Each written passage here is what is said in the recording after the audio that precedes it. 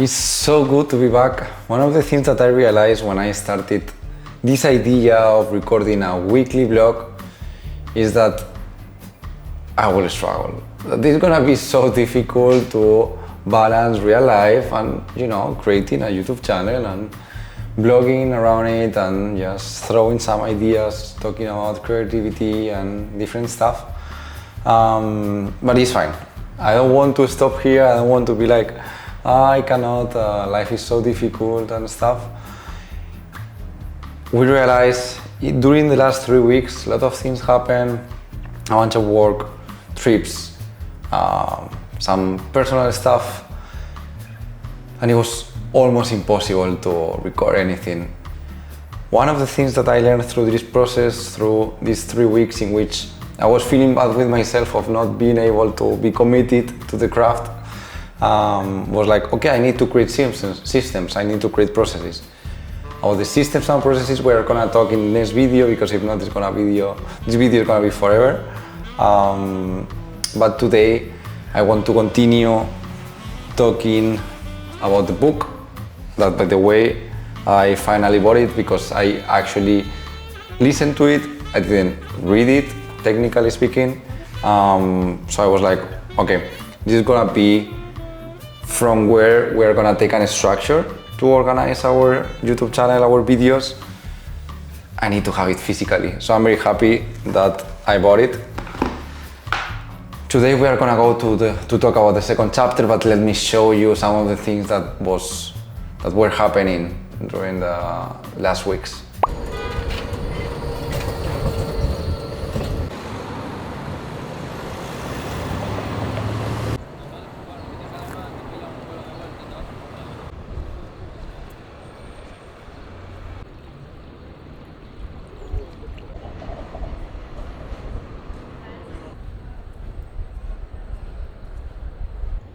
Which one? Este? So they have them here. This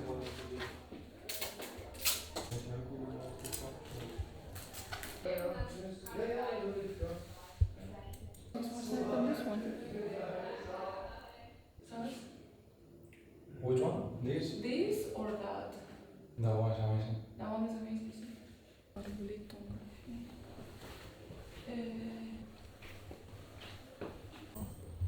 980. That's very good. Actually, this is the best. Por cierto. No one? Sí, sí.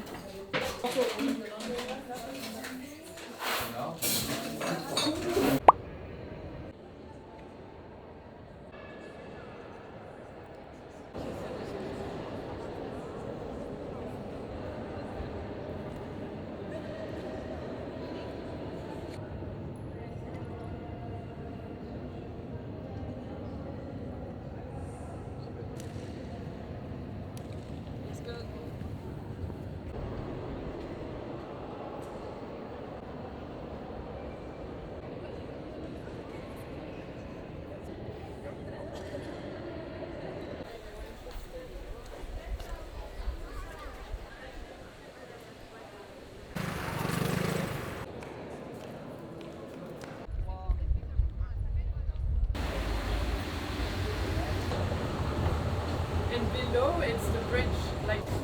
Is it one? Yeah.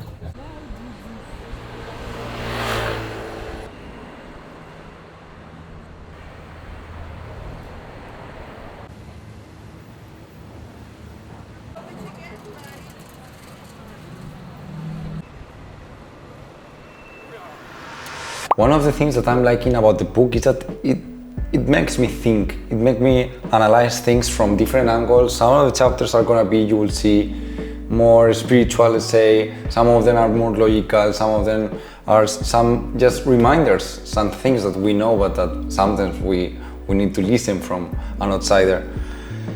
This chapter, as you will see, it was a bit difficult at the beginning to land the information. It was too high here, it was too spiritual, let's say.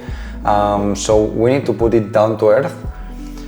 I realized, and I learned a lot in this chapter from the content perspective, and every time that I will have a chapter like this in which I struggle a bit with put all the information together.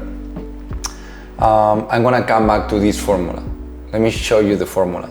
The formula that I kind of created or that I realized from this video is realizing that every video has an idea. From the idea, I divided it in concepts. From the concepts, we take the explanations.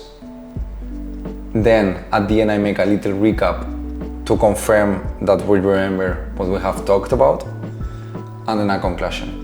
And like that, I think that we can follow a structure that both for me to be able of explaining what I'm learning, for me to be able of going faster and creating actually weekly vlogs and weekly videos about it, and from a viewer perspective, I think that it's gonna be easier for everyone to analyze the information and absorb the information. So following this structure, let's dig in the chapter. Let's go for it. The first point is very interesting. It's understanding things a bit in a fully different angle. It mentioned that the longest and biggest creative project to the point of eternal is the universe. For me, the first time that I listened to that concept, I was like, okay, I feel like released and inspired at the same time. Is understanding that so many things are happening around me and that energy is flowing and I can take that energy and I can give energy, make you realize how big and taking the big pictures of things, how big everything is around you actually. You will see little by little that the whole concept or the whole idea behind this concept is interconnecting the universe with humanity. It's like from one side, the universe, nature has a mission. It's like trying to understand why clouds know when to rain or why or how the trees knows when spring is coming.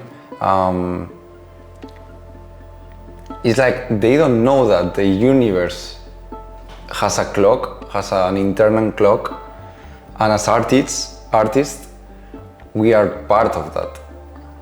We are part of the universe timetable. So we have as nature doing their own thing, we have artists, we have people creating pieces of art. The Golden Gate Bridge, Guernica, the Colosseum in Rome. For explaining this concept, continue having in mind the idea of the universe, the clock, and the timetable. If you have an idea in mind that you are very excited to talk about, but you don't put it out there, for that idea is not uncommon to find a way of going out, of finding his own voice through another artist, through another person. And it's not that that artist is stealing that idea from you. It's the time for that idea to go out. The concept is very interesting because it's removing yourself from the question, removing the ego. The idea already existed, that is trying to find a way to the physical world. The question is, are you ready to bring it to life? Maybe it's a bit weird, but when I read about this, it came to my mind the concept of reincarnation, where after the biological death, the soul goes to another body to start a new life. I approach it in the same way, in a way, where the idea is already out there and is trying to start a new life in the physical world. It's very interesting, this more spiritual approach to creativity. Ideas are starting to be a bit messy, so let's recap. Okay, so we have that the universe is an eternal creative project. Then we have all that energy flowing around and someone needs to take it, translate it, and share it. And here is where we put the figure of the artist. The artist is the messenger for the universe.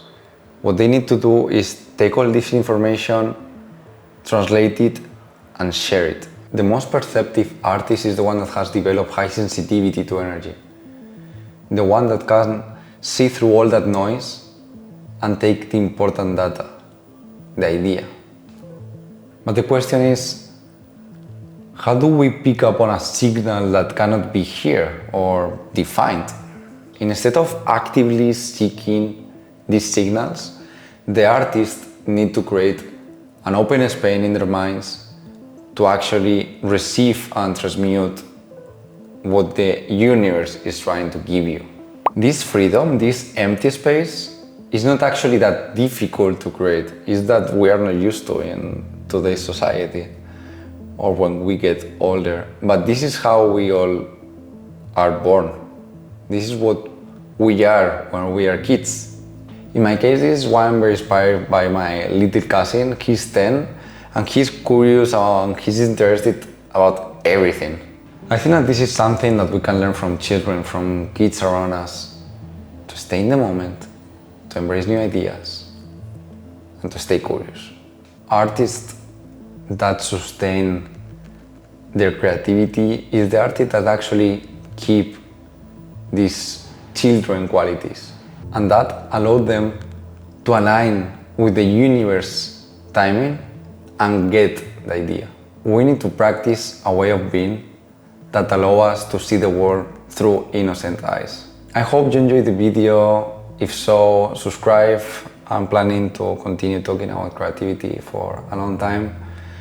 I hope that it helps you think and to understand the process of how to develop creative ideas and to remove a bit of pressure of your chest on the way you need to create them and how they appear in your life. I'm gonna continue creating this kind of videos, but I'm planning to alternate every 2 weeks with more spontaneous videos that require less of a script. So yeah, I hope that you stay tuned, that you keep watching and that you join my journey. Again, if you like the video, please subscribe and see you in the next one. Bye.